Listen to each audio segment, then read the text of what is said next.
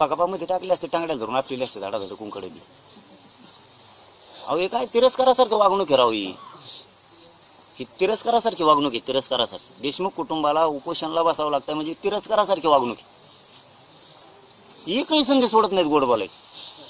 मागणी उद्या सकाळी मान्य, परवा दिवशी चाललो, 13 दिवशी आलोच. ठीक आहे ना. तुम्हाला कुटुंबाने आणि गावकऱ्यांनी रिस्पॉन्स दिला का नाही? मुख्यमंत्र्याला दिला आत्तापर्यंत, आजही देतोय. तुम्हाला एकदा माया दया फुटत नाही. मग यांनी जर रिस्पॉन्स दिला लेकरू जाऊन, एकतर सरकार पक्षाला जे प्रकरण घडतं ते प्रकरणचे लोक कधीच सरकारला रिस्पॉन्स देत नाही. मागणी आमके आमके करा नाही तर आमच्याकडे येऊ नका असं म्हणते. आज ह्या कुटुंबाने एवढा विश्वास टाकलेला आहे की सरकारसोबत. मग आता किती अटकवायला पाहिजे? म्हणजे गोड बोलून गुळाची सुरी तर कापायची नाही आहे ना. या प्रकरणात असं कसं काय होतंय? ज्यांच्या पाठीशी सरकार नाही त्या प्रकरणाला न्याय मिळते. आत्तापर्यंतचे 2 पाठीमागचे उदाहरण, सरकार सोबत असून न्याय नाही. पाठ कशी तोपटायची? इतकी दुर्दैवी वेळ. ही लय संशोधनाचा विषय झालाय भयंकर. 3 महिन्यापासून सरकार सोबत आहे तर एक दिवसा आरोपी नाही.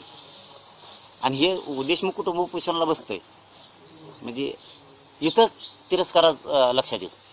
किती तिरस्कार आहे. अरे बाबा, मुख्यमंत्री होते तेव्हा चलून दिलं नाही तर उपमुख्यमंत्र्याचं केव्हा चलून द्यायचे?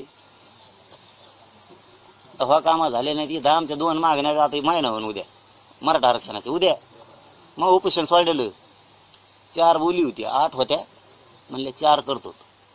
ठीक आहे म्हणलं, 4 का होईना समाजाचं कल्याण होईना, काय करायचं लावून धरून. 4तल्या 2 आले. 2 चढालाच लागले आमच्या, आणखी उताराला लागल्यात नाही.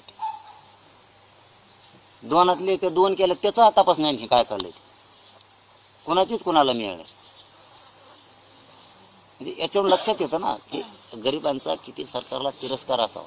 आमचं द्या सोडून, समजा ते बघू त्या आरक्षणात काय ते. पण हे संवेदनशील विषय, ही क्रूर हत्या झाली. इथं माया दया पाहिजे सरकारला. इथं पण राजकारणच, इथं माया दया पाहिजे. बोललो ते करायला पाहिजे.